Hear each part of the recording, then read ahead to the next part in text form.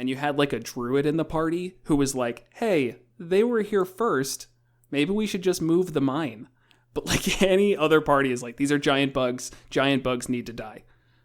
How do you move a mine? I'm saying that you just don't make it. You say, oh, that sucks. Sorry. You should have checked for Kruthic hives first. Okay, I'll give you that. I was just going to say, like, the mine's there for a reason. Right, and the right. reason is there's an immovable source of ore. Why don't you just move the iron ore somewhere else? That's what we were doing with the picks. Welcome to Monsters Multiclass, your Dungeons & Dragons fix. I'm Kevin Odie.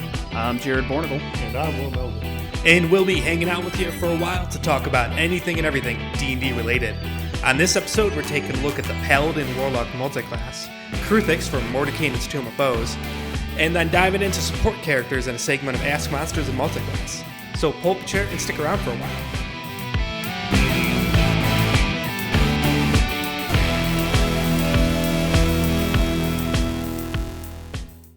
You totally said tomb. Did I? Oh, man. You totally said tomb, Kevin. It's been so long since I've made that mistake. Yeah, I think we should leave it. That's okay. But I just for wanted to call you out. Yeah, for like nostalgia's sake. Right. Okay. It's Mordenkainen's Tome of Foes. Yeah. What did we even used to call it? When Mordenkainen's. Yeah, Mordenkainen's Tome. Like Mordenkainen's Tomb of Foes. The Amish name, Mordecai. At least we didn't pronounce foes wrong. Then we would have had like every word in it just incorrect. I don't know how you pronounce foes wrongs. Mordenkainen's. I can't even say it wrong anymore. Mordenkainen's Tomb of Foos. It's just a bunch of foosball. That dude loves his foosball. All right, Anyways. so our multiclass today is the Paladin Warlock. Paladins are your warriors with an oath, often to a god, but not necessarily. They are melee martial characters and half-casters, though most of their spell slots are used on smites, which they use to just deal additional radiant damage. Warlocks are the casters with a dark past. They get their powers usually through a pact with a greater entity. They are Will's favorite class for pretty good reason as well. They get few actual spell slots, but all their spells are quite potent and at their highest casting level, and they recharge those slots on a short rest. The multiclassing requirements to go into this are Strength and Charisma, both 13, as all multiclassing requirements are 13 for these. And it's kind of interesting because it works out well. Paladins are usually Strength and Charisma, which is kind of difficult. Warlocks, just Charisma. Some nice overlap there. So first thoughts, let's go ahead and start with Kevin here. Yeah, this is great. We know it's great. You all know it's great. This is what multiclassing is really made for. It's a charisma caster with a paladin, which is obviously always really a good combination. There's a lot of good synergy here. They make each other better. The role play is interesting and dynamic. I think it would be a challenge to do this poorly. Yeah, there's like very few traps from what I found, and all of them would just be like just something dumb that you'd have to do if you just didn't understand how the game worked as a whole. Like if you took 5 levels in Paladin and got your extra attack, and also took Pact of the Blade and the Eldritch Invocation that got you a second attack. Yeah. It's like, yeah, that would be stupid. It still wouldn't be a bad character. It would just be less optimized. Right. All right, Will, how about you? Do you have a dissenting opinion on this one? It's pretty hard to counter-signal this in any way. Your only real mess-up would be if you somehow just tried to play some backline blaster, and then why are you the paladin? It's a really solid combination mechanically, and it's also something that really jives well together with any roleplay aspects you may go with. The paladin isn't quite as formally tied to charisma as, say, like a bard or a cleric, but it's always been associated in that way. So I think they have kind of a bombastic approach to their role-playing aspects. You deal with the devil and then oath to whatever. They just combine pretty perfectly. Yeah, I think this was one that when I first started looking into multiclassing, this was always described as like the absolute pinnacle of multiclassing, and was, in my eyes, I guess I tried to justify it being so powerful by saying that the role-playing aspects were really bad. I'd be like, oh, well, it doesn't make any sense. Why would a paladin, go into a pact with a warlock? And, it's stupid. And it had to be stupid because otherwise the mechanics were just too perfect. So, like, I needed to, this was my coping with it. My coping strategy was saying that, well, only a power gamer would do this, and anyone else would just screw it up. But that's just totally wrong. I think the role-playing aspect is probably one of the most unique ones and interesting ones, and allows you to build a character that is a little more flawed.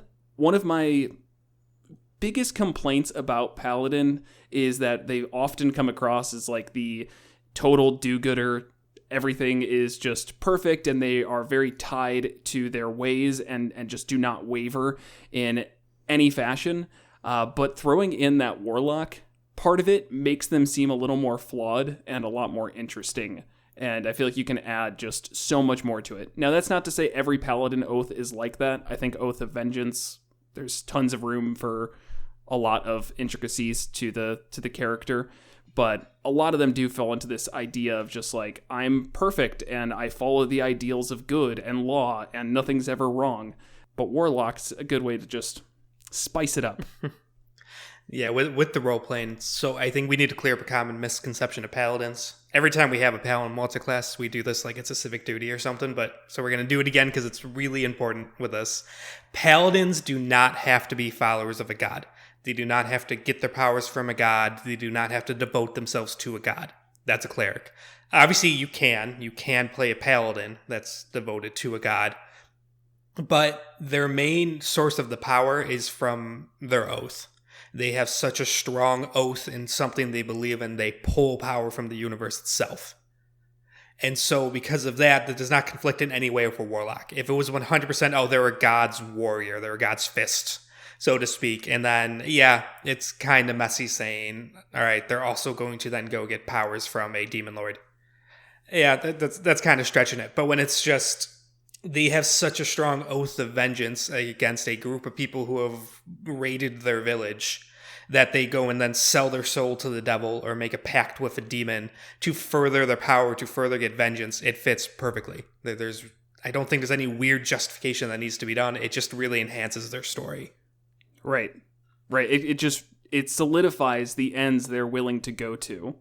I think it actually complements, this particular thing complements it, because I think the confusion comes from the devotion to this oath is in itself basically otherworldly. That's why it differentiates from a peasant who's particularly passionate about vengeance.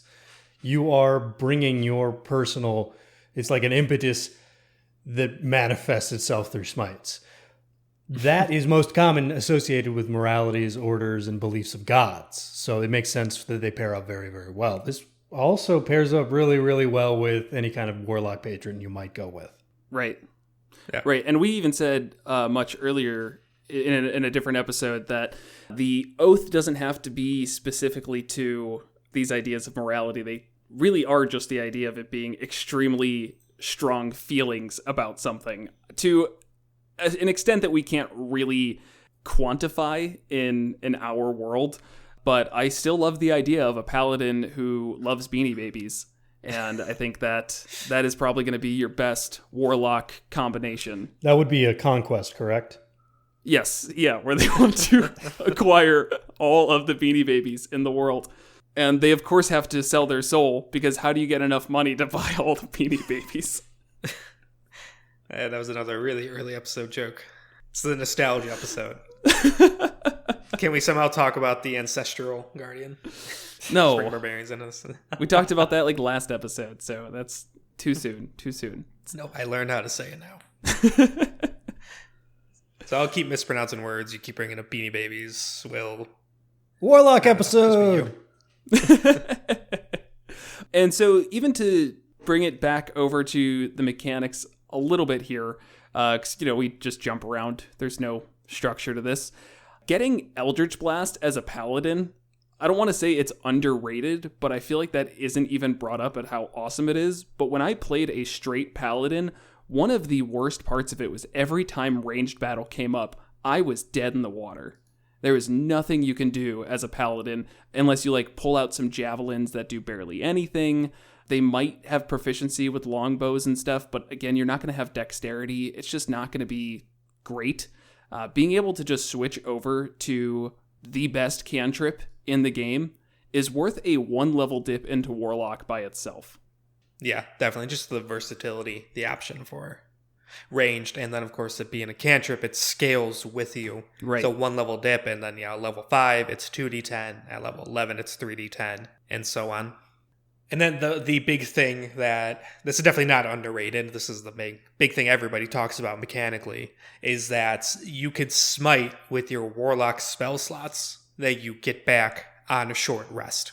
Right. Which is huge because paladins, they love to smite. It's kind of the main use of spells. I know I've been playing a Paladin multiclass with spell slots, and that's basically all I used them for unless there was some sort of unique out-of-combat situation. It was hard to justify really any other spell in combat other than smite. And those would scale, right? Yes. So, we're talking 5th level smites at 9th level, Of Warlock, yeah. Yeah, and that's your 2 spell Yeah. slots. Yeah, so the Warlock spells, they get, at level 1 is 1 per short rest, and then at level 2 it's 2 per short rest. And it's always a certain set level.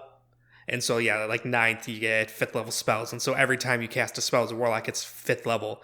So if you go to Warlock 9, you get 2 5th level smites per short rest, which is a lot of damage. Yeah, and it makes me kind of wonder even how much Paladin you really need to go into, because you only need 2 levels to get your smites. Well, I guess, it depends on how you want to play it, but then you're going to get some first level smites for when you just need to do a bit of extra damage, but then you do get those really heavy hitters every short rest, which is just incredibly useful. And when the crit comes up, you're going to feel like a god. Right.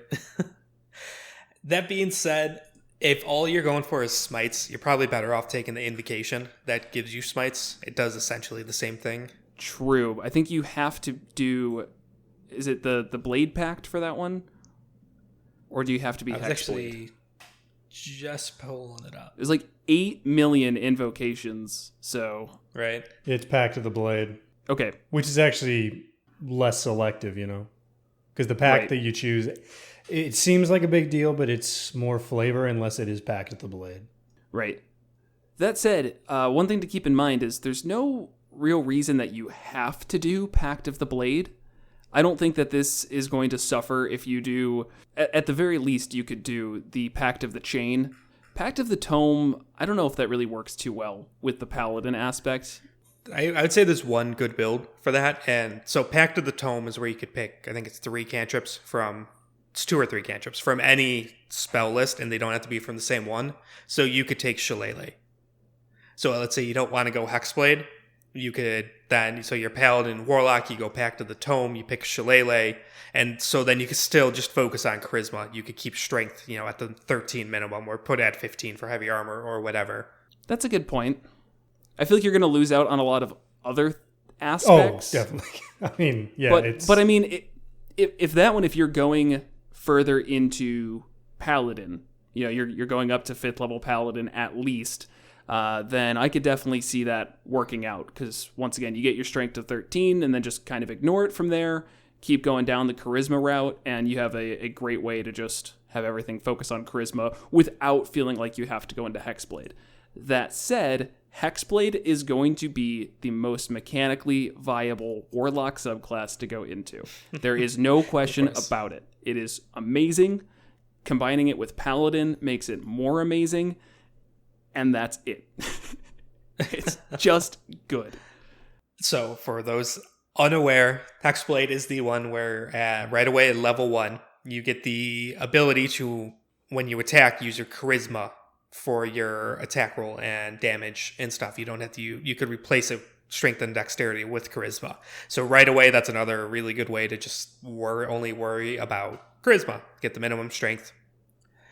And that's it. You can also crit 19s. Then you get the curse where you get damage to bonuses and crits on 19s or 20s. Paladins being able to crit more is really fantastic because there is nothing more satisfying than rolling a crit and throwing a high level smite on that. Then you gain hit points if the target dies. Also then, though the rest of level 1 though is a little bit redundant because then you get proficiency with like medium armor, shields, and martial weapons, which a paladin will give you anyways. Right. And you can like make a weapon your hex blade weapon. That one, right.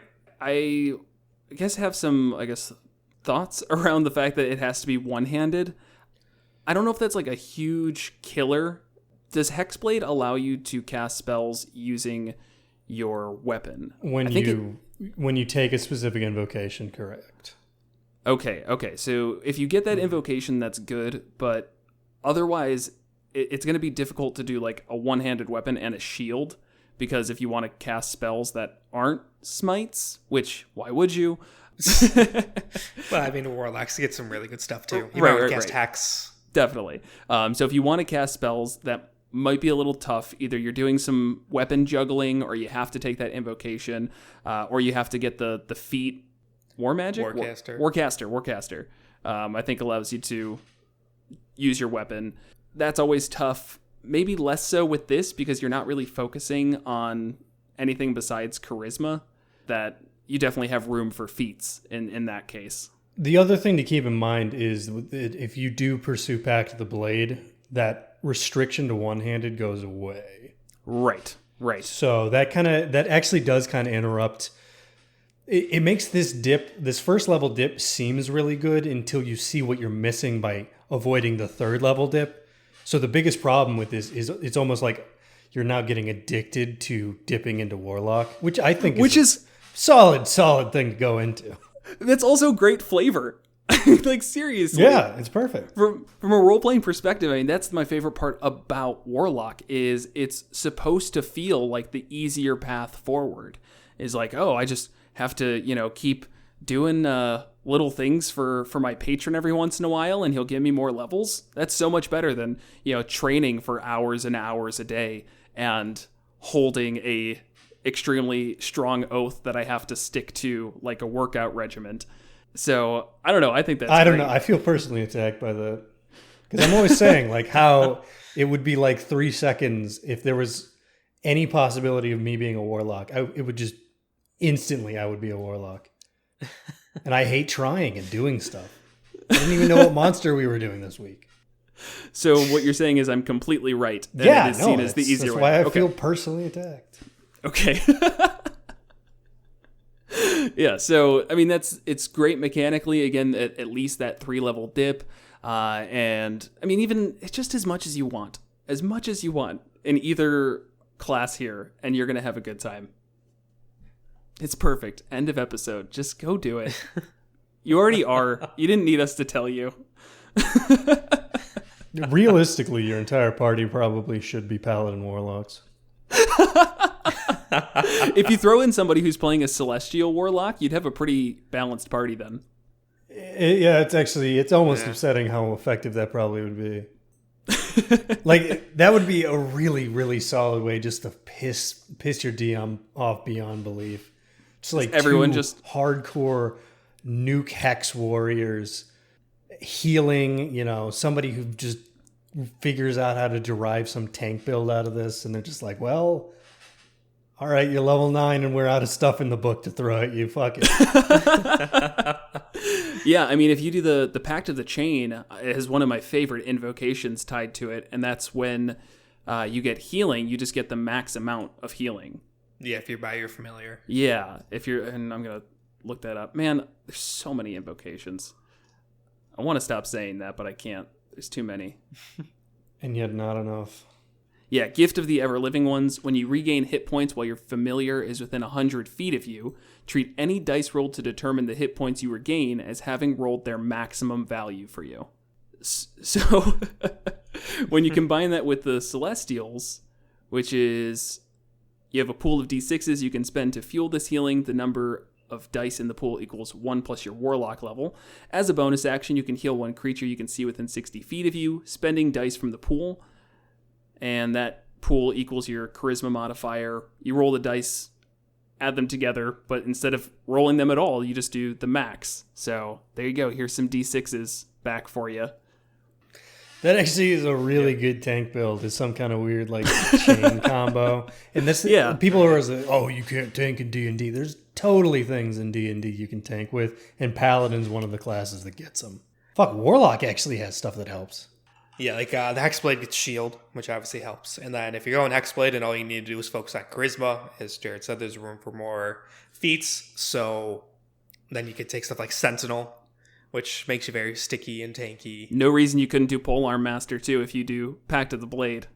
Or, yeah, if you do Pact of the Blade. But that gets rid of this weird combo with Pact of the Chain, but still, different way to do it. Right. And this is a good party comp.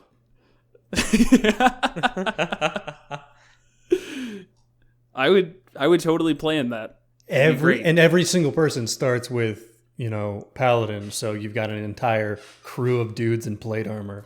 Just to make it a little bit more annoying for everybody. That wasn't mentioned either, but is definitely important. If you start with Paladin, you get heavy armor. Can't argue that. Right. Really good. Now, that said, if you want to use plate, you need 15 strength, which still shouldn't be hard to get to. No. And honestly, even if you don't do that, then you just lose 10 feet of movement. Right. That's it. That's the only penalty. I know for the longest time, we thought it was like you just couldn't, or you couldn't move, or it was a really bad penalty. Your speed just reduces by 10 feet. Right. It's not great, but like it's okay. Yeah. You can just play a dwarf. Or then if you're a dwarf, then you should ignore it. Do these two have the exact same saving throws, wisdom and charisma? Yes. Yes, they do. Yep. So no choices on that. Either way. Both of them are pretty good. Honestly, proficiency and wisdom saving throws, I would probably say are the most important in all of D&D. Yeah, those are kind of the ones that just take you out of the fight and mess you up. Right. Dexterity saving throws are more common, but it's just damage. It's just damage, which sucks, but you're going to take damage, and that's whatever. Charisma, they're not as common. I'd say when you have to make a charisma saving throw, it's always important. Yeah, saying they're not as common is a huge understatement. They're like the rarest outside. They're like competing with intelligence, but they're almost not there until they are, and then you're fucked. Right. It's always the high level stuff. Yeah. One thing that I wanted to point out, going back to that Celestial Warlock, which just from a role-playing perspective, I would like to say if you do Celestial Warlock and Paladin, you are a coward. It is an extremely boring one in a horribly flavorful matchup. You just take any semblance of fun and just ruin it by going Celestial Warlock. It's a strong statement. Well, because it's just like, oh, your paladin's got a really strong oath and loves saving people. Well, hey, I'm an angel, and I like what you're doing, and I'd like you to keep doing it and not change a single thing. Yeah, that's the lamest shit ever, man. Some people just want to play the straightforward stuff. It can Not be. everyone needs the troubled character who has inner conflict. They just want to be the hero, the good guy. That's fine. That's If fine. by fine you mean lame Remember as our shit. talk about alienating our listeners by being mean to them, guys? Keep What was the doing it. conclusion? Because I think we might have reached opposite ones. If we have listeners who've listened to us for this amount of time, you would know that you come here to get bullied. This isn't a matter of treating you nicely. I'm not saying there's a right way to play D&D, but we all know there is, and we're lying if we say otherwise. All right. So what I was actually trying to get to is that at 6th level, they get the ability to add their charisma modifier to a spell that deals radiant or fire damage. I just want to point out that a normal smite would not work for this because you're not officially casting a spell when you smite, but a searing smite should work. Where if you use your searing smite, it's a bonus action to cast a spell. Next attack that hits does additional fire damage, and I believe you'd be able to then add your charisma modifier to that, which could be a neat combo there. Yeah. But it would mean going Celestial Warlock. Yeah, It could be cool. Nice turn here is if you did like Oath of Vengeance and then Celestial Warlock. So it was like how you get out of your Oath of Vengeance is through a nice entity that I can deal with. Just the conflict. I just like I like the conflict. I don't know. Yeah, no, that's fair. Oh, look at the juxtaposition. Yeah, it's not a bad narrative structure. I've played the straightforward characters. That was what my Paladin was, and it was kind of fun, but that was for a campaign that was very focused on, like, we need to kill demons, and that was it. So I don't think there was much room there for a lot of internal conflict and, you know, turning away from... It's not like I can be like, oh, maybe I shouldn't kill these demons. Like, no, it's pretty straightforward. Yeah, Kill the demon. Wizards of the Coast doesn't exactly leave you a lot of macro wiggle room, morality-wise in their campaigns. No, usually not. Yeah, in terms of how much to go in each class, it's really hard to go wrong here. The one thing I would say, if you mainly want to be Warlock and boost up a Warlock with, you know, Paladin stuff, definitely obviously make sure you are a melee focused Warlock, otherwise it's worthless. If you're going for the spell slinger, like Archfey or something Warlock, and then you take a couple Paladin levels, you're not getting much out of it. You're probably going to want to be mainly Hexblade, or at the very least take Pact of the Blade and like go the Fiend or something. And then at that, 2 levels into Paladin could be really useful. Yeah, you get your land hands, so you get 10 points of that. You get a fighting style. You get medium armor proficiencies, weapon proficiencies, and then you get access to Divine Smite, as well as a couple, you know, small handful of Paladin spells. And then that, of course, that Divine Smite will scale with your Warlock level, so that'll continue going up. Other way around, I think you'd probably benefit less than a 1-level dip unless you specifically go Hexblade, just for the sake of having to only worry about Charisma.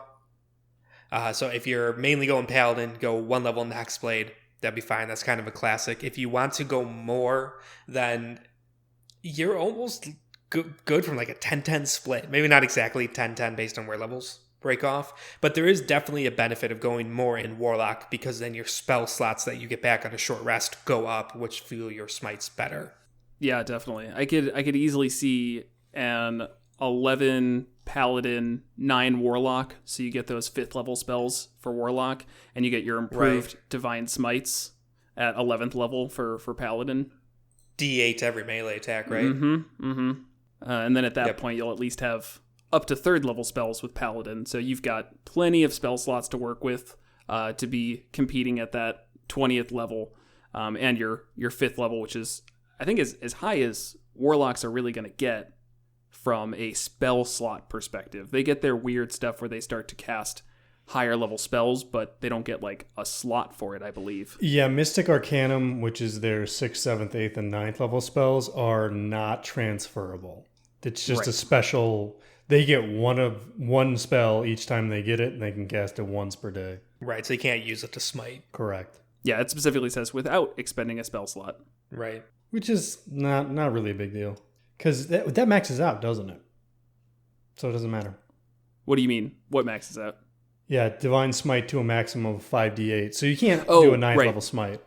Correct. Yeah, so, I mean, and to say it doesn't matter, it's more in the sense that missing out on 9th level spells is always a bad thing. Like, nobody should argue that, like, oh, you don't need 9th level spells. They're good. They're very, very good. Yeah. But if you're going this specific build... It's not, you're not going for spell casting, you're going for high damage, and you're going to get it. We say missing out on 9th level spells is not a good thing. Like, probably 85% of our audience, us included, has never casted a 9th level spell. Oh, that's actually a good point. I don't know if I have. That we did in the Rin campaign. We got up to 17th. Yeah, you guys got to 17th. I remember you cast in Meteor Swarm. Yep. Oh, right. Was that on the village or on the city? Yeah, and you were like, oh, it has a shield. No. And the temple. Oh, the temple. Right. I wrote that beforehand. That always felt bad. Where you guys were like, well, why don't we just destroy the temple with a meteor swarm? And I was like, no, I kind of thought of that one. Sorry. But it felt like when like kids play make-believe. You know, and they're like, I shoot you with my guns. Like, nuh-uh, I had my shield up. The only difference is the DM actually has like a intellectual basis to say, no, actually, I did have my shield up. Right. It's like, all right, fuck you, man. We're starting our own D&D group. in retrospect, that could have been more integrated into the quest where it's like, and you have to go destroy the shield. But, whatever, It's an early campaign, first homebrew one. Rip those meteors. Otherwise, we were always inside, and it made no sense for you to be like, Meteor Swarm at 9th level. Yeah, I had 0. I couldn't even cast it. Oh, well. That's why I wasn't even mad. I was like, all right. Got one off. The Warlock's 20th level feature, is that you just basically get all of your spell slots back one time without a short rest, like once per long rest, right? Yeah. From your Pact Magic feature. So it's complicated. Yeah. Okay, that's basically it, though. At 20th level, you can draw on your inner reserve of mystical power while entreating your patron to regain expended spell slots. You can spend 1 minute, you regain all expended spell slots from your Pact Magic feature. Once you regain all spell slots with this feature, you must finish a long rest before you do so again. So it's basically you get the benefits of a short rest in a minute. Yes, which is one of the things that causes some issues because some tables, like, that's not a distinction that's made. It's like if you have a minute, then you have an hour kind of thing. Right. Which I personally don't like, but it's kind of sucks the greatness out of this one. Although it is always easier to ask your DM for a minute, but it's not the best capstone. Yeah, it's probably not. But I could definitely see this working out with like how we have the rests structured, where if like in a day you did burn through most, if not all, and now there's going to be even more. The issue is I think this falls into a category of D&D that most people don't play, which is that idea of like there's always going to be more around the corner. I feel like most people are like, there's one big thing we have to deal with a day, and we're going to Nova it, and that's it. But this is like, okay, can you justify it right now? Because you might not have an hour or the night if you need a night for a short rest. But there's still going to be more, and there's the potential for more. So, yeah, I'll say this isn't like the capstone that you're going to cry over missing. No, actually, it's... it's 4 more spell slots. It's kind of weird. Warlocks are weird, and they're like very, very steady. You just spend most of the game with 2 spell slots. Yeah, which is just crazy. It seems so few, but who needs them? One other thing that I've been looking at is, I've yelled about this like many other things before, is there's a couple of things in the Warlock subclasses that allow you to get a good thing for killing a thing. Hexblade has it with the Hexblade's Curse. That's less so, but the Fiend also has it with the Dark One's Blessing. Every time you reduce a hostile creature to 0 hit points, temporary hit points, charisma modifier plus your Warlock level. As far as reducing things to 0 hit points, the Paladin is probably, bar none, the best class for doing it. Yeah. Mm-hmm. So that's without a doubt. That has a lot of power there. If you wanted to go for a non-Hexblade, that is something that, I don't know if that makes up for it, but it's an interesting approach. And that subclass is just so good that it makes up for the fact that it's not directly geared for hitting stuff with a sword. Which one? The Fiend? Yeah. Yeah, Fiend's pretty solid. Yeah, 'cause Dark One's Own Luck, where you just get once per short rest, you can add a D10 to an ability check or saving throw. And it's one of those you can do so after seeing the initial roll, but before knowing the roll's effects. So that's pretty good. It's nice when you can do it after you know the effects, but that's still really nice. You get that like 13 and you're like, all right, I'm going to throw a D10 on that. And then, of course, at 14th, they get the Hurl Through Hell ability, which is the coolest one. God, yeah. You hit them so hard, you throw them through hell, and they take 10d10 psychic damage from the horrors they've experienced. There's not even a saving throw on that one. They just take 10d10. That's I really like that as a method of vengeance against barbarians for DMs. Just like, oh my gosh, chuck Hurl Through Hell on something. Right. It's like, oh, you can't stop me. I resist literally all damage. Like, nope, not psychic. What do you mean not psychic? Boom. Into the fly of despair. And then they're out for an entire turn, so that sucks too. Yeah, it's just horrible. Sadly, the D10 of psychic damage they take would not take them out of rage. That would be a real insult to injury, as if they went through that and came back and were no longer raging. Oof. That'd be beautiful. One combination of this that I feel like I have to bring up, or at least make note of from a role-playing perspective, is currently in Critical Role, there is a Paladin Hexblade.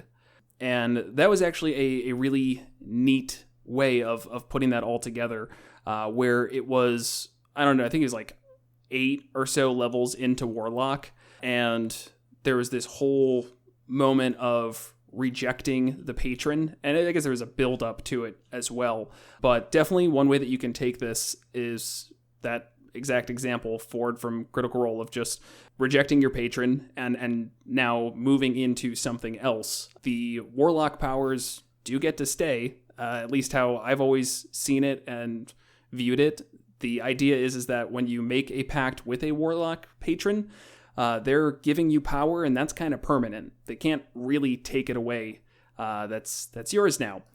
So if you want to have, once again, that inner conflict, there is always the idea of, hey, I don't really like being a warlock, and I don't know what I'm being asked to do, so I think it's time to hang my hat up, and then you can explore all the paladin oaths. Yeah, you seek redemption. Right. And hey, what do you know? That's a paladin oath. Oath of Redemption? Yeah. I don't know how well it really works here, but Yeah, I was actually going to say that's almost the perfect inverse to what you were talking about with the celestial vengeance. I don't know. Right. And then this is I was a fiend warlock, and now I need redemption. At my table, your head would explode. There's nothing better than a warlock. Stop trying to improve on perfection. No, and I think that your idea of your head would explode is a little too immediate, but that definitely gives the DM tons and tons of opportunities to invoke some retribution from the patron, especially a fiend one. You would expect some devils to come after this player character. Right. You can't just go back on your deal. It's not how this works. Yeah, I like the idea where the warlock powers are permanent. It's like, you have it now. You're not siphoning it from me. It just, here's a gift of power, which then does open up that opportunity for them to leave. And, then it's kind of like double crossing the mob. It's right. Like, all right, I mean, yeah, you kind of got away from it, but you need to watch your back now for the rest of your life. Right. I don't even know how you would end it, because usually, again, it's such powerful beings that it's not like they're just going to get tired of it. And just be like, oh, I guess I'm done trying to chase after you. Enjoy your powers. They'll, right. As you said, chase you until you die. Right. It's... You'd have to take it to high level. That would need to be one of those campaigns where it's not, let's all come together to do this world-ending threat. It's all, we're a party with our own goals, and they kind of intersect. And that characters is to get out of their pact with the patron. Right. And that would mean getting to high level, and if it's a fiend, eventually traveling to the 9 hells and killing the devil there, where it will actually die. Or just shredding their contract. Just breaking into the demon records and shredding their contract. Devil records, but yeah. Yes, sorry. Yeah, whatever. No. Yeah, you could have the big, epic, cathartic battle of the patron that's been hounding you your entire life, or you could just shred a piece of paper. What do you play D&D for? Personally, especially if they made a contract with a super high level devil. When you kill the devils, that actually makes them more angry. So, well, it would be funny because they'd shred this contract, and then at some point they'd meet with the devil, or maybe even just a representative of the devil, and they're like, remember, we've got you forever, as they try and poof the contract into their hands, and just nothing happens, and they have this frustrating moment of where's the contract? And you just hold the shreds of it. I already took care of that. You have no hold over me anymore. Epilogue. The character is stuck in literal legal hell. Yeah, you can't just shred contracts. We have copies of that. This isn't how it works. We obviously have a digital system for those. I don't know what you think you accomplished. The blood signing? Yeah, it's symbolic. No, this is an official, formal, legal document. With some of the other ones, Hexblade, Great Old One, Celestial, if you're trying to get out of that, and Archfey, you could do the same thing. It would just be a matter of the DM putting together a way to sever that entity's connection to the material plane. And that would be really interesting as well and provide for tons and tons to do. Maybe you just go around like killing every single cult that worships this entity and just wipe them out. Now they have less of a presence on this realm. You said cult, but like that's kind of a distinction your players. That just like sounds dark. It's like, we got to kill everybody who worships this fae. Are they evil? Of course they're evil. I need to get out of this contract. Yeah. This seems like a regular church. Shh.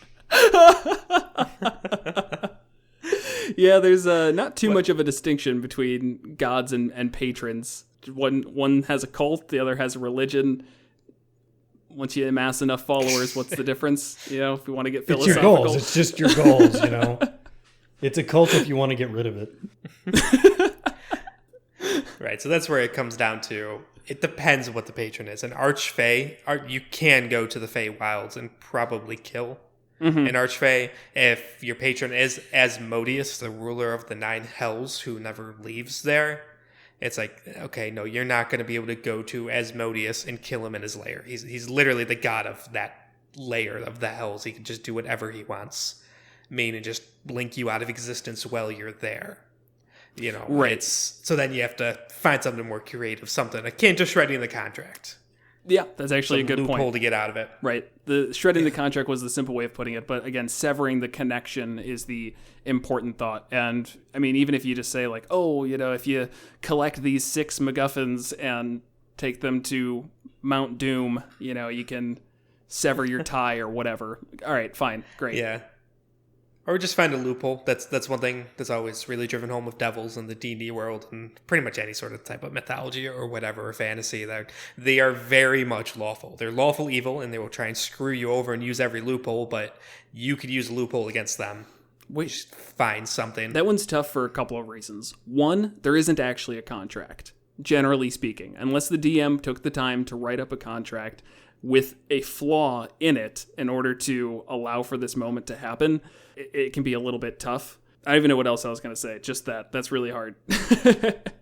But could be neat. Oh, you know what? It also takes the player being smart enough to find that, which could be tough. Yeah, okay. I guess I don't literally mean like, here's a legalese contract, decipher this and see if you could outsmart me with finding a loophole. And then like, there you go, you're done. I mean something more in world based on the laws of the universe and this realm. If this thing transpires, all deals are null and void, and so you try and make that happen, something like that. In the event, and maybe even make it a really big thing where it is truly all deals, right? You know, like kind of like Pirates of the Caribbean bullshit, like the 5th one, where if you like destroy the trident, all curses of the ocean are ended. The 5th one, yeah, sure, because we all got to the 5th Pirates of the Caribbean. Jeez, man. It was a recent movie. I don't know what to tell you. It's okay. Yeah, it wasn't very. No, that would be interesting, especially if it was like a morally questionable thing to do. Like in the event of Tiamat rising, and now your party's like, ooh, do we bring Tiamat back just to like break everybody free of their contract? Right. I mean, plenty of people would probably be pissed about that. They're like, I love Asmodeus and doing Asmodeus things. What the fuck? Why do I have to re-sign a contract? Right. I do like the idea of a DM who's devoted enough to spend like 6 weeks researching like contract law and case history to find like a perfect example and then hand, 300 pages of legal briefs to their players. Like, find the loophole. Some would do it. Yeah, real puzzle DMs are a unique breed of evil. I respect them so much, though. I will never be there. Coming up with puzzles is like the hardest thing for me, where I just feel like I'm just staring at a screen for hours and hours, just like, what do I do? What do I do? So, mad respect to you, puzzle DMs. Mad respect. What about the Undying? That one sucks, man. I'm just kidding, guys. Nobody likes the Undying. Yeah, it doesn't even jive well with anything. Ooh, undead are scared of you or something. Is that actually it? Do undead become afraid of you? No, they're just like, I'm not really, I don't want to, I'm not into those brains. I'm going to go choose other brains. Oh, okay. Yeah. Whatever. Ignore it. It's not good, as we've discussed at length. Mm-hmm. Yeah, Paladin Warlock. It's good. Yeah, just really, it's hard to lay out like specific paths. Oh, make sure you do this and this. Is like it's all good. It just kind of depends, Right? Specifically, what you want to focus on more. Right. You want to be more Warlock, more Paladin, a split of both. Obviously, Hexblade's the best, but there are other options such as like taking Shillelagh and then going Fiend or something, or not even taking Shillelagh and just have Strength and Charisma up and take back Pact of the Blade and. Right. There's no reason that you can't just have a high strength and do all of your paladin stuff as a paladin and still get Eldritch Blast. So right, and then recurring spell slots on a short rest for more smites and blah blah blah. Yeah, so I mean, there's a very very few ways to actually screw this up. There's just super optimized, and then there's still a good character but not overly optimized. Those are your options. Right. Yeah, even the ones where it is a screwing up, like there's just not a lot of overlap. It's not like these are both classes where at 5th level, that way you get at that level is extra attack. Right. And so it feels like a dead level. It's just anything that's an overlap is an invocation. And so you just choose to not pick it. Right. Which is dope, because all of the invocations are dope. Yeah.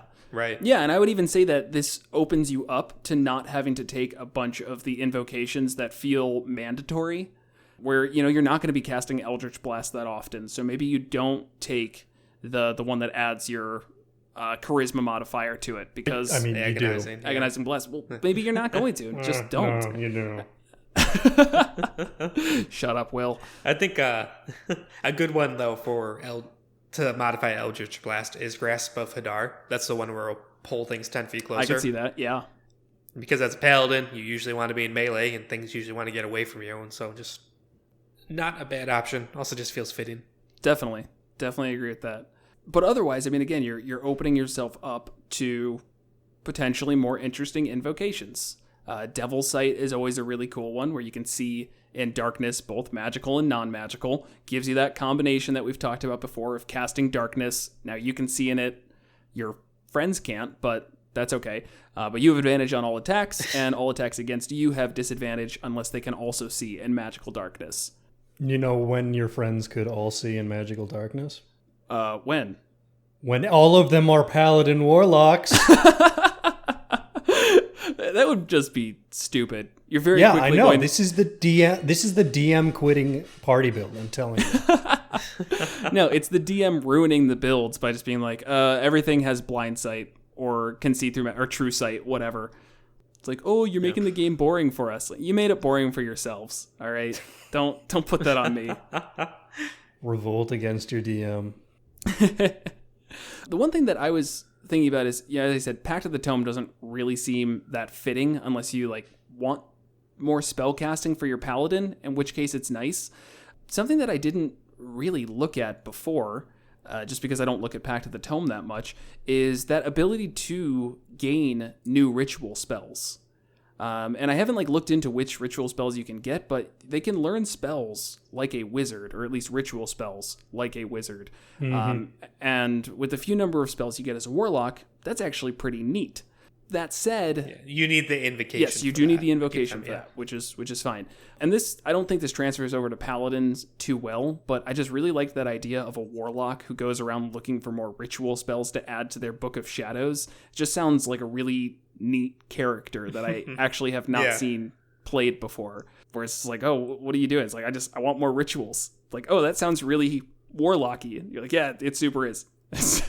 Yeah, it was the default warlock. Before Hexblade was around, it was just objectively the best because you could do that. And it's also that one was also the one that opens up the you do not need to sleep and cannot be forced to sleep by any means.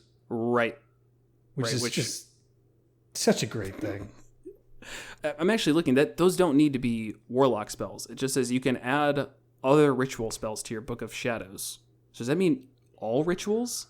I mean, I assume it's Book of Ancient Secrets, right?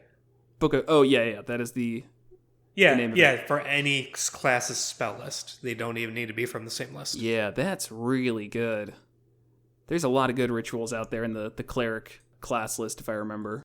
When you pick it, it seems to be first level rituals, which is kind of limiting. I did look through them. I would probably end up picking Find Familiar and Identify, just because it's both useful, and then Find Familiar. So it's kind of like a 2-for-1 there, so you get your Pact of the Tome, and then you still could get a Familiar by doing this, even though it's not the chain, but that's definitely still good. Useful. Yeah. You can also get Detect Magic, which is one that's normally an invocation to get Detect Magic as it is, but now you can just get it as a ritual. Right. Definitely worthwhile.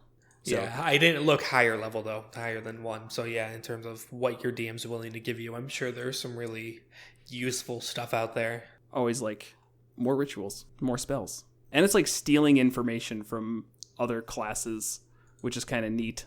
Feels like you're doing something dunking wrong. on other classes is great. Right. Lore Bard stealing ranger spells, awesome. Oh my gosh, that was great. You did your Bard Warlock and took the Steel Wind Strike. Hell yeah. That was great. I like that a lot. It's just mean.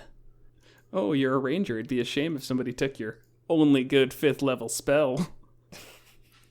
Before you can even get it, you loser. What do you get for rolling a ranger, you dumb dummy? Mm-hmm. All right.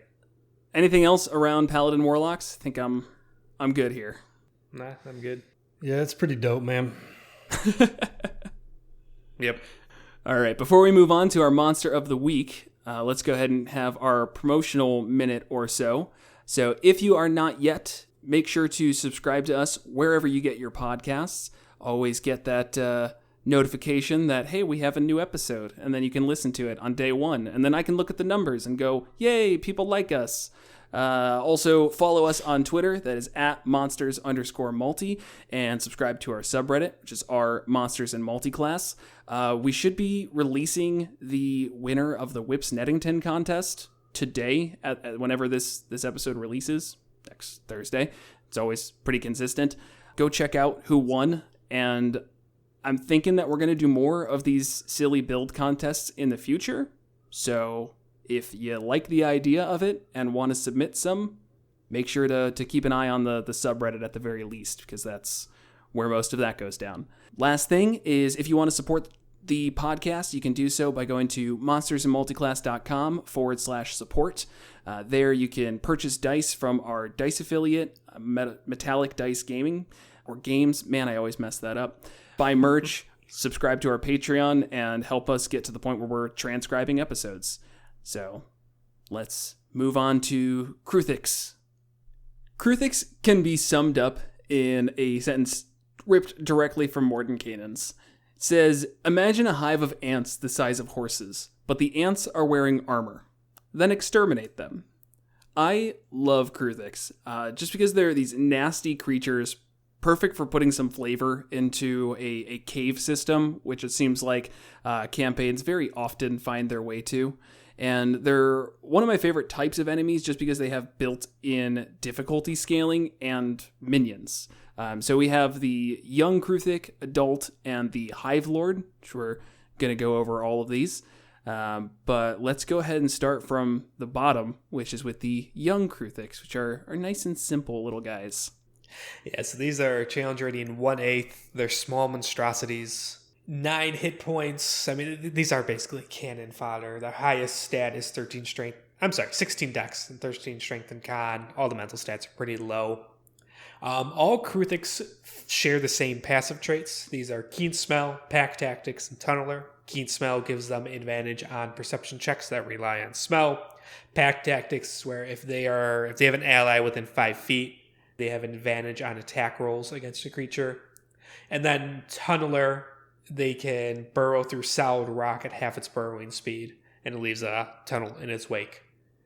Yeah. The young Kruthic's burrowing speed is 10 feet. Yeah, and what I like about the tunneler part is that it does change the size of the tunnel based on the Kruthiks, where the young's like 2.5, the adult's 5 foot diameter, and then the Hive Lord is like a 10-foot diameter. It gives a very obvious view of what the size is, and more importantly, determines whether or not the characters can just get through it easily or if they're going to have a bit of a hard time. 2.5 foot might not be possible at all unless they're like crawling on their stomach. That small creature would have to squeeze is how I would play that. Yeah, that's some splunking stuff right there. I don't like that at all. All right, let me exhale all my breath to squeeze through this next part. I hope it doesn't go on too long. That sort of stuff. Oh, I hate While I it. chase down this horrifying monster of teeth and claws. Oh, it's so terrifying. Yeah. But that could be good. I mean, if your group isn't as actually claustrophobic as I am, that could be a cool part of a chase for Crewthicks, or just going through the tunnels as a whole. It's like, hey, here's the only path forward is through this tiny little thing, and now you got to get through it. Yeah, this is stressing me out. I wouldn't do that. I wouldn't even do that to you guys because I don't know. I couldn't imagine it. I don't like it. It makes me uncomfortable. Just look at that face. Just look at his face and think, just like crawling, you turn, and that's right there. This horrifying ant face just ready to bite yours off. Yeah. And it's right there in your face when you're in a tunnel that's so tight that there's not enough room for you to fully inhale a breath. Yeah. Because your lungs are compressed. Yeah. All right. You can't scream as hard. That's a benefit. Okay. Yeah, so that's horrible. I'm sorry for anyone else who's just being uncomfortable who's also claustrophobic. I don't even consider myself claustrophobic. That's just, I think, a rational fear of being caught in a space that tight. That's totally fair. Yeah, I would not classify myself as actually claustrophobic. That's just bad. Yeah. Anyways, the young Kruthiks has 1 attack. It's +5 to hit.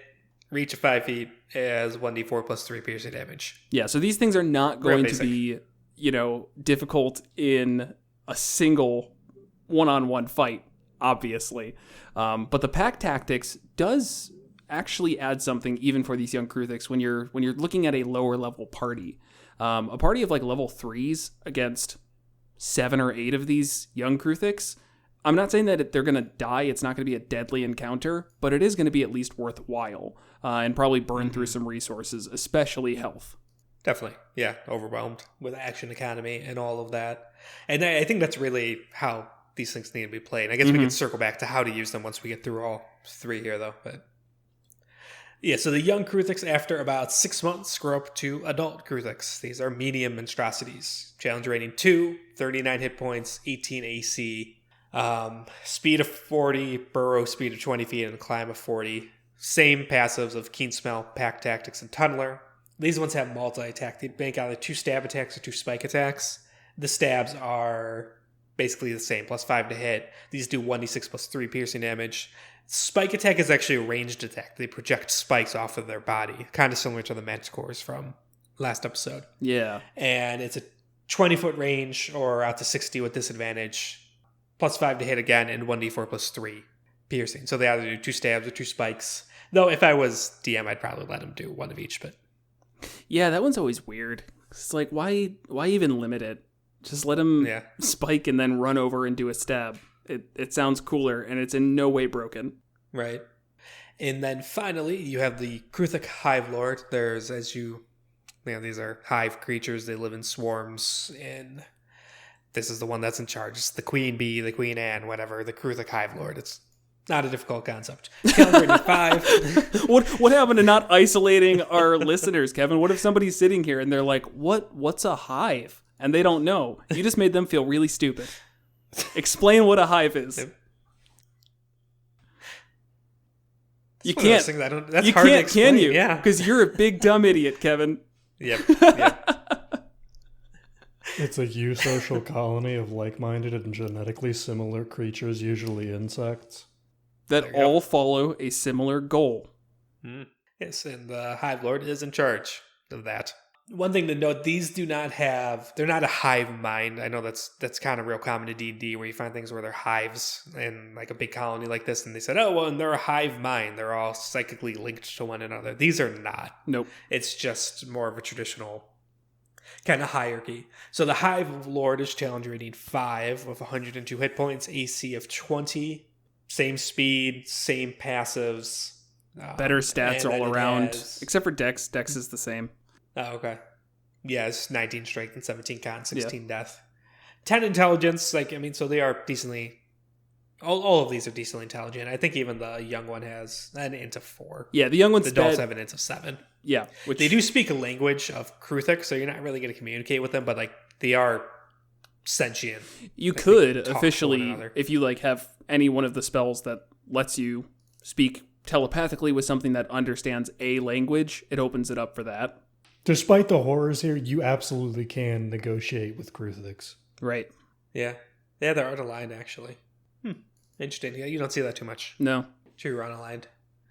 All right. The Hive Lord has multi-attack, 2 stabs or 2 spikes, +7 to hit for these, or +6 for the range, 1d10 for the stab, 1d6 for the spike. Basic stuff. And then they do have an acid spray, though, where he charges on a 5 or a 6. It sprays a 15-foot cone from it. Each creature must make a DC 14 dex save or take 4d10 acid damage on a failed, half as much on a success. Which is pretty substantial damage at challenge rating 5. Mm-hmm.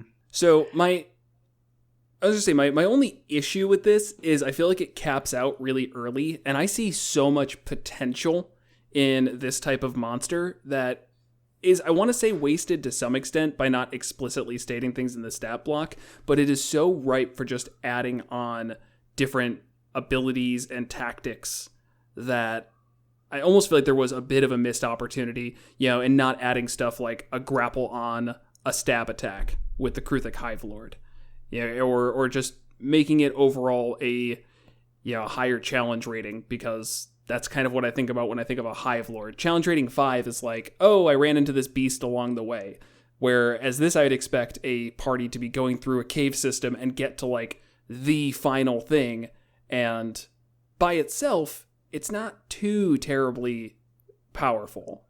I think I don't want to guess the motivations of the people who wrote these books because I have no idea, but you do open yourself up to further expansion when you're like, all right, the Kruthic Hive Lord is now challenge rating 15 and has all this crap. Now you can't just have adult Kruthicks.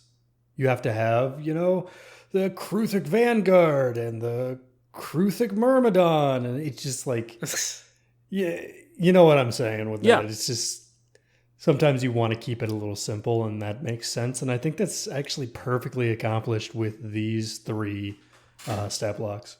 Yeah, I like that they are kept lower because they're swarm creatures. Mm-hmm. That's what they are. They feel very much like Zerg from StarCraft to me, and I don't know if Kruthiks are an earlier edition, so the Zerg might be inspired off this or vice versa, but even the art looks like a typical StarCraft Zerg for anyone who's familiar with that stuff. So these are the type where any individual one is not dangerous, but I would send, even though they cap out a challenge rating 5, this is the type of thing I would almost want to send a level 10 party in to clear out the hive of Kruthiks, and they are just faced with overwhelming numbers. Every single fight is 20 Kruthiks, young Kruthiks. Right. Stuff like that. And those are fights you don't see much in D&D. Yes, they're a pain in the ass to run, but if you're building an entire kind of dungeon, so to speak, of clearing out the hive around it, prepare for it, group them up, pre-roll things, use average damage, stuff like that to really expedite it. And then you could really let some spells and abilities that maybe don't get to see a whole lot of use really shine through, because you're not, here's one really tough guy and a couple tough minions, here's a bunch of really weak crap who will absolutely overwhelm you if you don't get it taken care of quickly. Definitely. Yeah, I think it almost goes without saying, but we'll say it because that's what we're here for. This is not a single enemy fight. There should never be a time where you have a single Kruthic, unless it's because your party has destroyed every other Kruthic that you've thrown at them in this fight. That said, if I were to throw a level 10 party at a Hive Lord, I would still triple the HP because it's 102, and a level 10 party could easily focus the big guy and just take that out really quickly.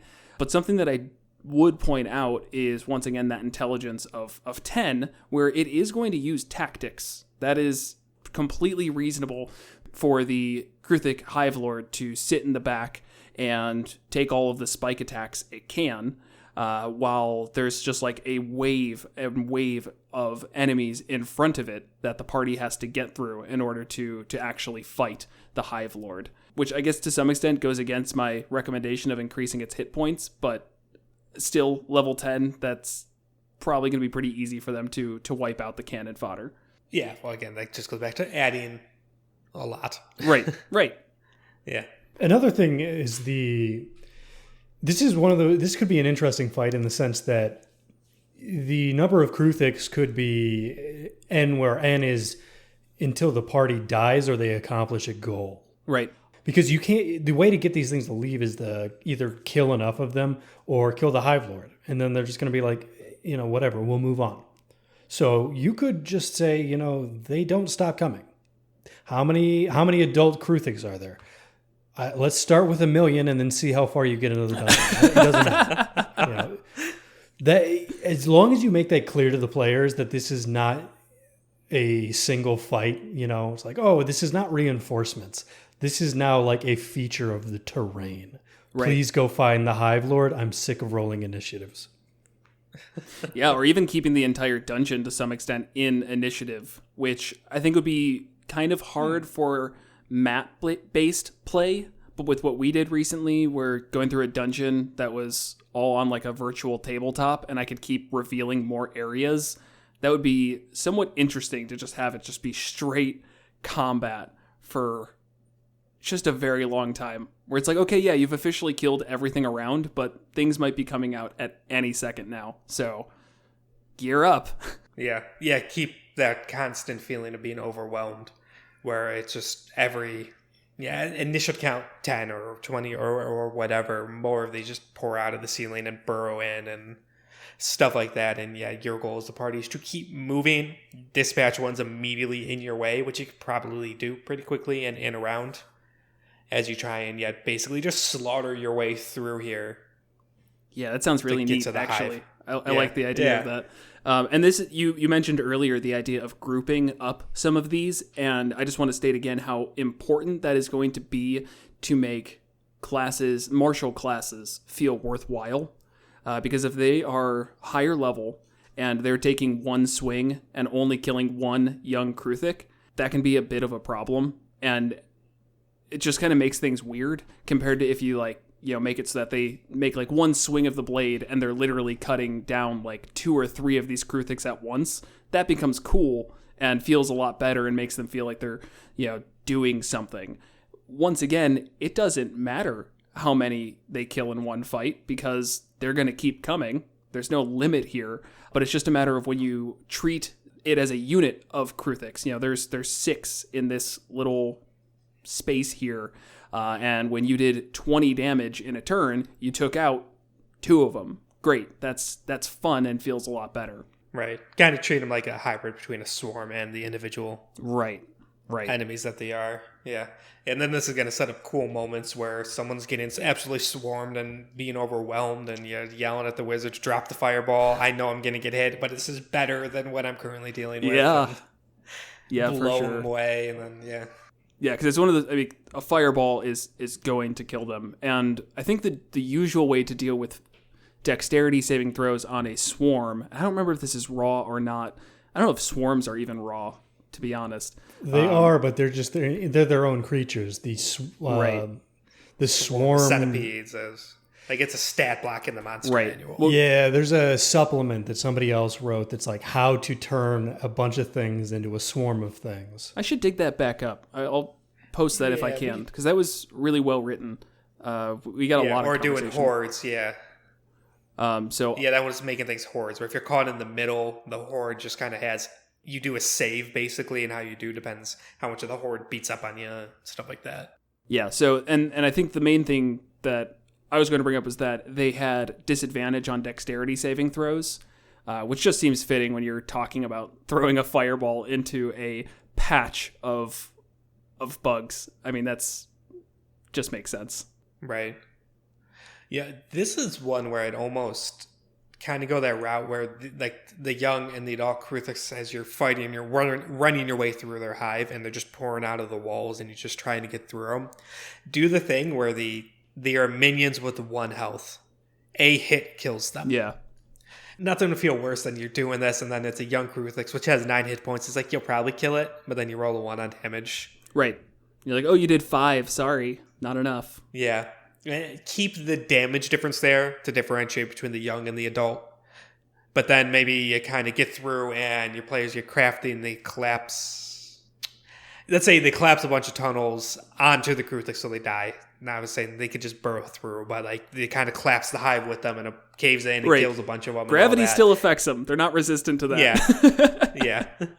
So the kind of the horde coming out of the woodwork is done, and now you do start ramping up to a little bit of tougher fights. Now you actually give them their health. It's just another adult Kruthiks, but now it actually has its 39 hit points and stuff like that. I love the idea of that. The party like running and somebody casts like Thunder Wave.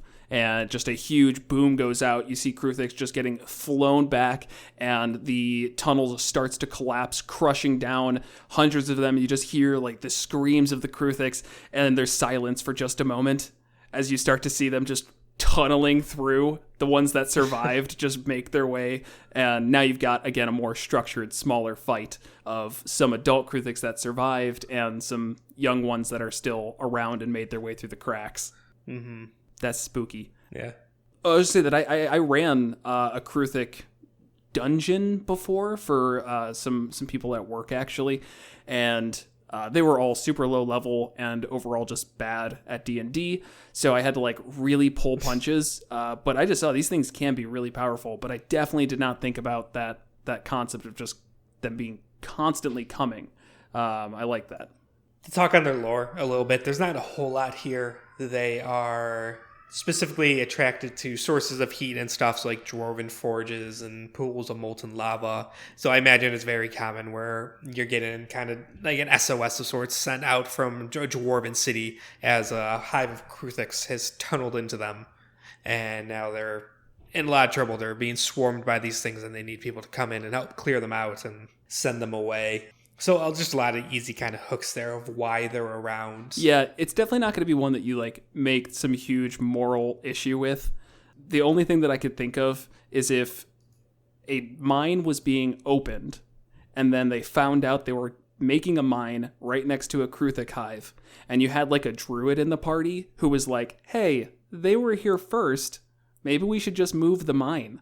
But like any other party is like, these are giant bugs. Giant bugs need to die. How do you move a mine? I'm saying that you just don't make it. You say, oh, that sucks. Sorry. Should have checked for Kruthik hives first. Okay, I'll give you that. I was just going to say, like, the mine's there for a reason. Right, the right. reason is there's an immovable source of ore. Why don't you just move the iron ore somewhere else? That's what we were doing with the picks. Yeah, I mean, there could be an argument of they leave the Kruthiks alone as long as they're not like trying to like swarm a village or something. But they're going to. They are unaligned. They eat meat and stuff, but so do all the humanoids in D&D eat meat. You know, that'd be a hard to play around character. Is like the hardest core vegan ever, where your alignment is based off you eating meat. So you are basically lawful to chaotic evil if you've ever consumed animal flesh. Gelato's not vegan. Man, no. Yeah, you can't be in the party, bud. Sorry. Chicken parm isn't vegan? It doesn't really go into detail of like what they eat or anything, so it's not saying like they prefer intelligent humanoids or it says, mind flayers or anything like that. It's just there's at least something in there they eat. Where it says that they eat rotting flesh. That's just like their normal thing to eat, but they prefer eating fresh, and that's about it. Because it used a word that I didn't know. I will find it. Oh yeah, they feed on carrion. Yeah, carrion, which is just, as I said, decaying flesh of dead animals. No, I didn't know that word, so feel free to bully me as usual, guys. Nothing. Okay, but it does say they prefer live prey. So I would definitely say that if there were people around, they are going to make their way over to them. Yeah, that's fair. So, yeah, sorry that you all set up a mining town and, blasted out this mine and really put a lot of effort into getting this ore out. But gotta let the Kruthiks just be themselves. Who are we to step on that? And then one last thing with the lore, which is definitely going to be important for building encounters, is their shared layers. They'll abide the presence of constructs, elementals, oozes, and undead. Basically things they can't eat. They're happy to have them around. It kind of sounds like they'll build a little symbiotic relationship. Yeah, that sounds with them. Interesting. I don't know how that's really done since they don't talk to them. So my idea is that I think treating them with like big bugs is a great way to do it. So almost imagine like they built their little ant colony in conjunction to a sunken temple or some other kind of dungeon. And the dungeon is not, they're only slightly connected to the dungeon. So the dungeon's allowed to exist as it is, full of its oozes and construct. And adjacent to that is their little nest. Right. And every once in a while, these oozes and such might find their way in, and they don't care. They're not going to pay them any mind. Yeah, and their strategy would be, we're going to dig a tunnel away, so the ooze either gets lost or loops back to where it's supposed to be going. They can keep these things out. They're not really smart enough to invade the lair. That's actually a neat thought, is the idea of the Crewthicks. Maybe this is a level of intelligence higher than 7, but I can see the Hive Lord at least kind of directing this of like, make it so that they get lost within the tunnels, that they have to just come in and close off the way once they get in, leading any of these creatures in, and then now it's a forced symbiotic relationship where they need the Kruthiks in order to bring in more prey for these oozes and constructs. Well, constructs don't need to eat too much, but whatever else. Right. Or just building a layer in the way where these oozes and constructs and whatever, like where they kind of naturally hang out is at the entrance, is just sort of like a natural guardian to the entrance to the layer against intruders. Yeah, definitely like that. One thing that I wanted to bring up is the environment. So there's going to be a lot of cave fighting and tunnel fighting. That's pretty obvious. And there's some interesting things you can do with the burrow speed that I feel like shouldn't be ignored. It really shouldn't, because burrowing is not that common on creatures. But when you have it, you just have to put yourself into the place of a creature that can now move through rock rather quickly. Like, it's just a little bit difficult to move through, but it's not hard. They're very often going to be going down in the middle of combat to get closer and, close the distance without being exposed. Or maybe they grapple a character and now they can just dig into the ground and take them with them. There's no reason that a creature can't grapple. That's right. Like, I'm not missing anything there. Right. Right. So very often I could see them just, there's 4 pieces of meat here. I'm going to grab my favorite one and just begin burrowing into the ground. And now you get this setup where the PCs have to chase after their friend who's been pulled away, or the person who's grappled needs to break it and get out of it. And even when they do, they're still in a tunnel. How would you rule the whole being in a tunnel ordeal? As we talked about the 2.5 foot wide one, which would just be basically impossible to get through. But a 5 foot diameter tunnel, you could crouch, you can walk through that. I mean, it depends on your size. Right, that's fair. If you're under 5 foot, then it's pretty obvious you can do whatever you want. Right, and then in terms of like attacking, it depends what you have. If you have a spear, sure, you can attack fine. If you have a dagger, maybe at disadvantages because you're not going to have like full range of movement. If you have anything else like a long sword or a great sword or a maul, it's just, no, you cannot attack in here. That was kind of my thought too, was like weapons that aren't piercing would probably be at disadvantage. And that was like my initial thought, because that's like of a simple way of doing it. Because a rapier, same deal, is just like you're just stabbing out. You don't need to like swing with that. But anything you need to swing with is a little tough. There's rules for this somewhere. It's not in, I don't think it's in one of the books. I think it's in one of the campaigns or something. I don't know. It's like, in this environment, if the player has X, Y, or Z, and it's exactly what we said. I just don't remember where it is. That's okay. I think it might be Out of the Abyss. I would expect it to be. It might be. Yeah, and that's a time for just DM discretion. It just could be a cool way to make the tunnels feel like you're fighting in tunnels. Right. Let your fighter get that awesome fighting style finally. The Tunnel Fighter one? No, Tunnel Fighter. Don't let them do that.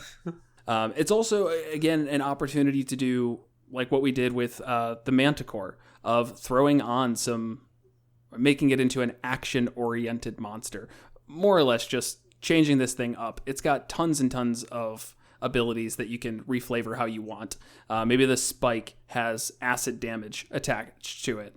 Great. Do that.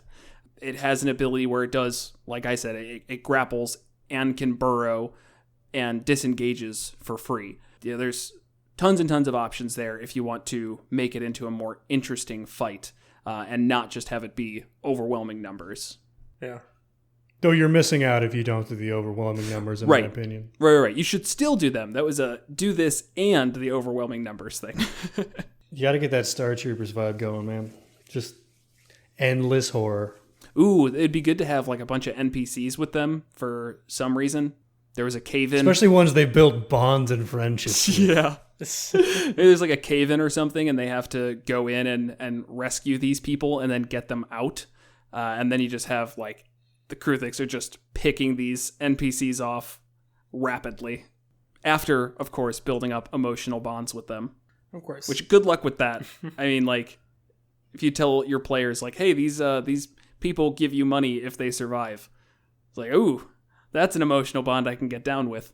Otherwise, if you try dropping oh, this is a mother and she's got 5 children at home, PCs are going to be like, you know. That means she probably has less gold for us. Yeah. Farm will be fine. She's got 5 kids. Because it depends on how messed up in the head your players are. Or you can't cheat the emotional bonds. It's the same with like any story or anything. You can't just say, oh, this person is very important and sweet and you should feel empathetic for them because they have kids and now, oh no, something bad happened and so you should feel bad. It's like, you can't like cheat that. They have to be around for a while to build it up. Right. Which is, as in kind of the issue of this is if it is like a rescue mission, there's not going to be enough time generally to build those important bonds. It's totally possible. I mean, I'm simplifying it for the purpose of be cautious about that. If you set it up so that when there are periods of rest and respite for the players to talk with these NPCs and actually build a connection to them, then you can totally do that. It just might be a little bit tough. And as usual, you never know who PCs are going to gravitate towards. Sometimes they just don't really jive with the personality, and that's it. Yeah. I know this is completely off topic, but that's something Out of the Abyss did really well. A lot of people complain about how you start off the game in jail, and there's like 12 NPCs with you. Maybe not 12, but it's a really high number like that. And in theory, all of them can accompany the party throughout it. And it can be kind of tough to handle. But I think there's definitely a good reason it's so many is because it does allow the players to sort of show which ones they are connected to, and the DM knows to keep those ones around.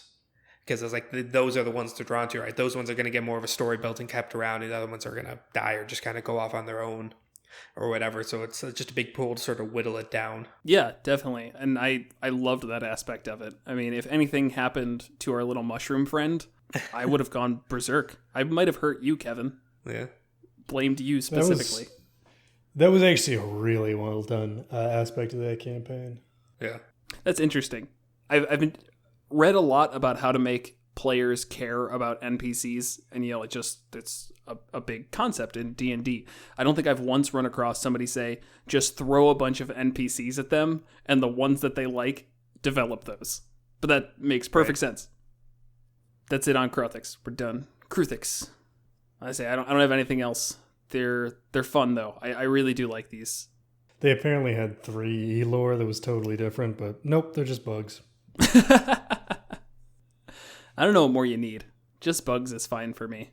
Breakfast, lunch, and dinner. Just bugs. Hell yeah. All right, so let's move on to our final segment. Ask Monsters Multiclass. Yes. So go ahead, listener, ask us. What do you want us to talk about? Oh, right. This is pre-recorded. We can't hear you. What we did here, though, is a question from Ivor Hobby on Twitter asked, how would you go about making a support character? I want to be the best in helping my friends, which is a extremely noble thing of you, Ivor Hobby. That's good. Good for you, man. I want to be the worst at helping my friends and doing single target damage. That's why I like paladins, who I guess accidentally help their party if you're nearby, I guess. Anyways, making a support character in D&D. How do you do this? What do you focus on? Just be a life cleric, man. So there is definitely a lot of options. The kind of classic, when people think RPGs is, you go the healer, because that's obviously supporting it. D&D, that's tough. I really think life cleric's probably the only viable way to do that. Otherwise, the amount of healing that you're able to do absolutely cannot keep up with the damage. Even life cleric, we're bringing that up because our current campaign, we have a life cleric, and we've been kind of surprised about how incredibly useful she's been with the amount of healing she puts out. But to be honest, the damage is still being outdone. It's just, if you're not a life cleric and you're trying to heal in the middle of combat, you're maybe buying 3/4 of a round. Right. So you heal them for 10 damage, and the enemy's going to do 12 or 13 on their next turn. Well, if a life cleric, it's more like you're buying 1 to 2 rounds. It bumps it up enough where you will actually survive a couple more rounds of hits. Right, and it also makes healing before somebody's down a little bit more worthwhile, just in the sense that, like if the life cleric's at half health or something and somebody else is at a quarter, then she can throw out a healing word and she gets health herself, plus whoever gets, the healing word on them gets a significant amount of healing, where for like a first level spell, we're talking 12, 13 or so, and that can obviously be scaled up. So yeah, life cleric's definitely the easy answer if we want to talk about healing, but otherwise, I think that if you try to make a support character, healing should be the last thing you think about. I agree. Yeah, it should be more to get people up from being unconscious so they don't actually die. Right. And maybe healing up outside of combat. Though a lot of times just taking a short rest is really more efficient if you can manage it. So then I guess there's another kind of 2 aspects. So do you go to buff your party or hinder the enemy? I would say both is support, and I think you kind of need to do both. Yeah, I'm totally with you. I mean, you can't have one without the other to some extent, and you're not gonna choose incorrectly, is what I would say. Is if you're casting Bless, that is a support spell. You're helping your party hit more and succeed on more saving throws. If you cast Bane, as long as they fail their charisma save, which they probably will, the enemy is going to hit less and they're going to fail more of their saving throws. Both are support. Right. Both are great options. Though, actually, I think Bless is generally considered to be a lot better there. It is. Just because it's guaranteed to Yeah, it just happens. And that's Yeah. obviously good. And you expect a PC to live throughout the entire fight.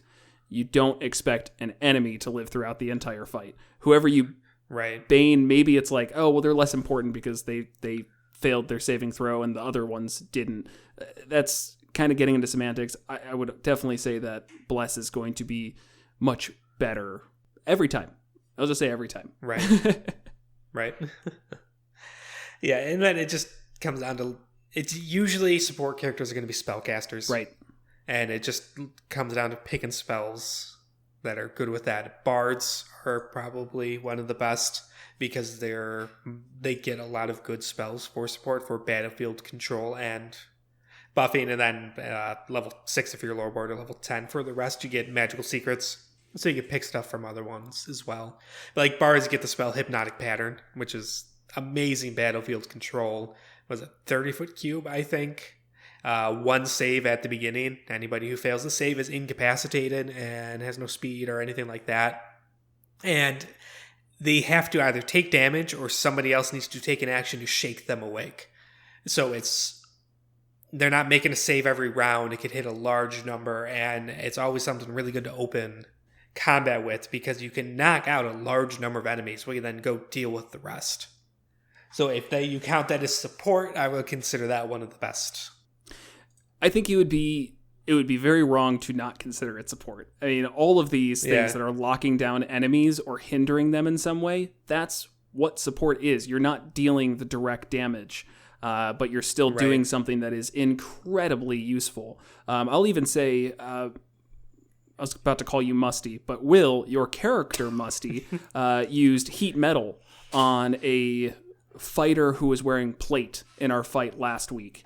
And it was extremely useful because you were using up just your bonus action and giving this enemy disadvantage on every single one of its attacks. It was doing 2d12 on those attacks plus 4, and it had 3 attacks per round. So disadvantage wasn't a small thing. And sure, you were getting some damage out of it because heat metal does damage, but I would say you were giving up your concentration for a support thing, and you were 100% supporting the party. You were making sure the healer, Ilenia, or Life Cleric, didn't just get murdered immediately, and then making sure Embers didn't get murdered immediately, Kevin's character. It's all across the board. I mean, Druid is another one that I think you're going to get a lot of utility out of trying to play that more support role. Mm-hmm. And I think the distinction that's important here is what we are just talking about is the mentality you should be going into this with. You will never be a pure healer in the sense that you will only heal. That's not a good way to play the game. And you'll never be a pure support in some of the... There's a video gamey sense of support that defines it as, I sit in the back, I only target my allies to make them better. Right. That's not really going to translate well to D&D. You've got a couple options. Haste is a great example of that. But you cast that once and you stick on concentration, you know? There's no way to play every single round I do a supportive action to my party. So you do have to mix it in with, like what we said, heat metal is a great example of an offensive spell that often does more for support than damage. Right. Vicious Mockery. So that's one where, going back to Bards, I think Bards is the only one that gets that to cantrip. Mm-hmm. It's not much damage as a D4, and it scales as cantrips too.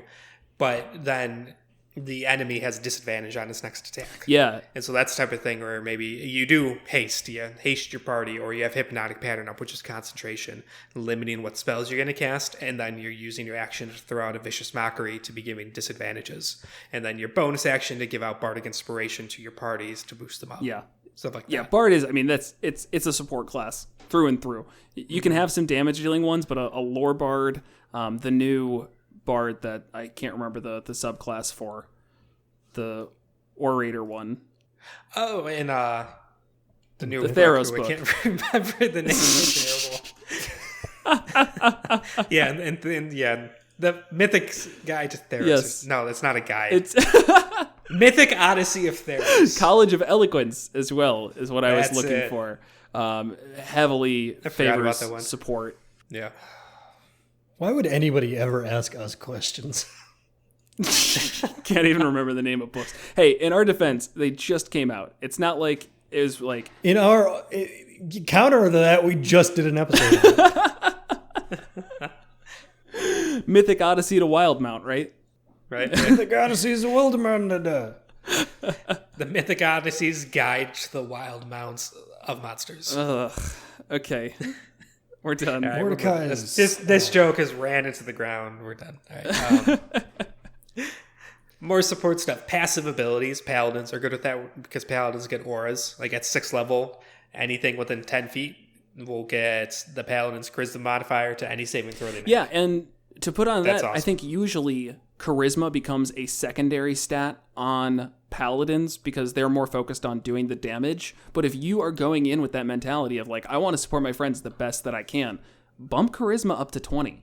Because +5 to all saving throws and telling your buds to stay right on your butt is definitely how you support. And you know how you can do that really easily and not have a bad character?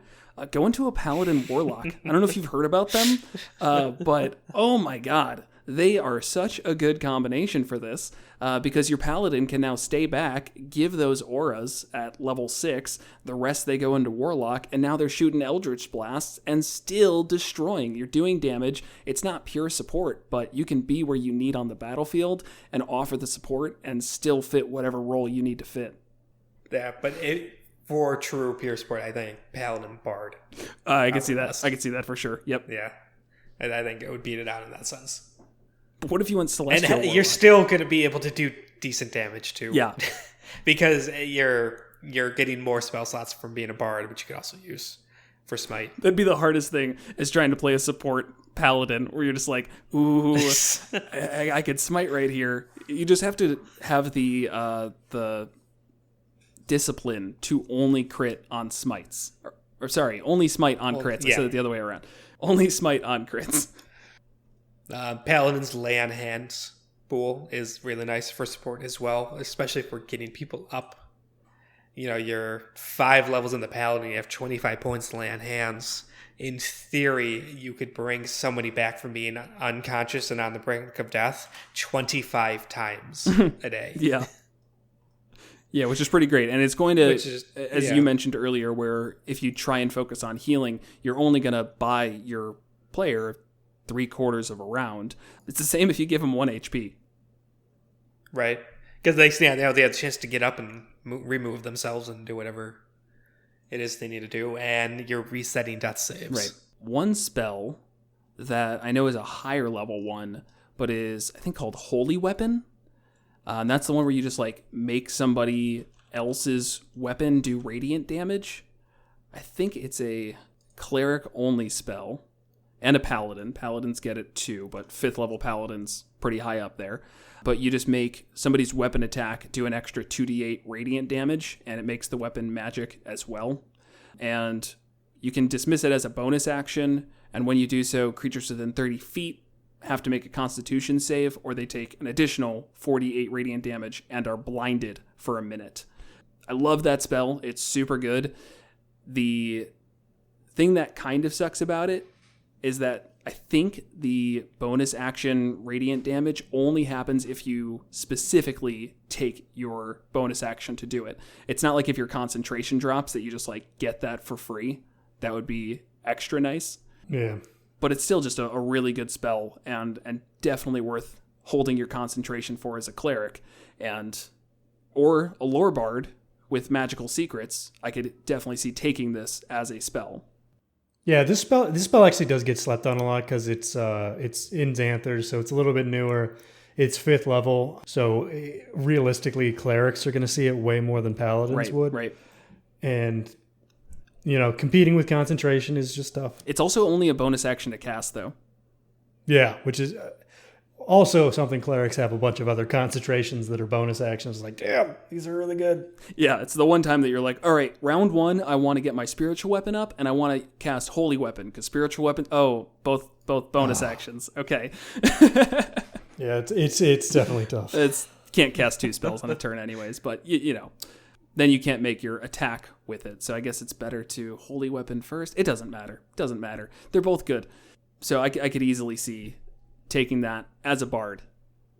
Man, bards would be a really good support character, wouldn't they? It's almost like the class was designed around that. Yeah, almost. Right? Almost. Yeah, crazy. Your only issue is you're going to have too much to do with your bonus action. I wonder if they have like the core mechanic, some kind of die they could give other players. I don't think bards have too much to do with bonus action. We're running into that right now with my rogue bard because rogues have a lot to do with bonus action. And so that's what's competing with my current character. That's fair. Just a straight bard, usually not much. Another way to look at support is out of combat support, where you have a bunch of proficiencies and expertise and a bunch of skills, which bards get. Or also rogues, in this sense. Rogues are also good out of combat support. Or knowledge domain clerics. Yeah, definitely. The idea kind of being, in a sense, you could almost tie it back into combat because these out of combat utility abilities and spells could help you skip encounters altogether. And that's like the maximum of support. Right. Your party doesn't have to spend a single resource because of your expertise plus 15 in a skill allowed you to just skip an encounter entirely, or your particular useful spell or whatever. Or give you an advantage before the fight. Ideas like that of doing something that is, again, out of combat to, I don't know, I can't think of like a scenario. All I can think of right now is like the support character gets everybody to higher ground somehow before the fight starts. So now you've got a All right, good how about vantage this? point. How about this? Your support character, you're about to go into a room full of evil snowmen. And your support character was an HVAC technician and knows how to reverse the climate control systems of the dungeon. So now all the ice monsters have disadvantage. Yeah, that seems really good. And all you had to do was be an HVAC technician. Yeah. No, that's exactly the kind of support we're looking for. Or maybe you like are having issues with your computer. You like went to some shady websites, and you can like talk to that character, and they can give you some support on how to fix your computer issues. Maybe an artificer. Level 1 support, level 2 support. It's exactly like the real world. Artificer would be good for that. We'll call it a tech support class. Yeah. Artificer could also be a decent, support. It probably could, yeah. Not joking. No, 100%. Yeah, they're not invocations. What are they called? I'm blanking. The magic weapons. Artifices. Infusions. It starts with an Infusions. I. Infusions. That was it, yeah. Which they could hand out to the party. They get decent support spells, if I remember. Then stuff like spell storing and stuff like that. The alchemists, which questionable unusefulness. It is the support. I just hear Treant Monk in the back of my head, just right? Yelling at us. Like, you're not even allowed to talk about it, guys. Don't even say it. It's really bad, and I think it's partially bad because it is trying to do pure support, which is this game isn't great at. But it's even unique to that. It's just not good. But the infusions would be super useful for some members of your party, I think. They also get that third level ability that coincides with what you were talking about. Genius. No, that's 7th level. Yeah. They can make a tool, an artisan's tools nearby. So, I mean, with a creative player, that could be useful out of combat if you could just make any artisan's tools, possibly. Yeah, that one. I don't really like that one. I don't love it. I've never run into a situation where I was like, oh man, I really want to do this thing, but I just don't have the tools I'm proficient in. It's like if you're proficient and can use the tools, generally you just have them on you. Yeah, I think this would be, again, it takes somebody really creative. Maybe it even takes a DM who's too lenient, but there's got to be some use for it. Tool proficiencies just don't come up that much, which is, in my opinion, a shame, but I'm not actively doing anything to combat that. It's not like I throw tool proficiency stuff at you guys all the time because I'm like, oh, they're so underutilized. They're kind of tough to just put in. It's not very often that having brewer's tools saves the day. It's because they're like literally the kit of somebody who works for a living. Yeah. Like, that's what we are playing to pretend we don't do. Right. You go into a village and they're like, we're out of brewer's tools. And you're like, oh, how do you guys like drink water? Because that's usually pretty contaminated. Gotta make most of that into ale. Like, what are you even doing? How do you survive? Drunken monk saves the day. Yeah.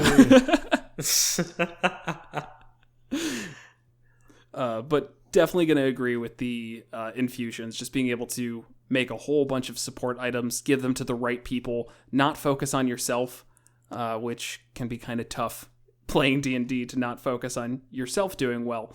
But Artificer can do it for sure.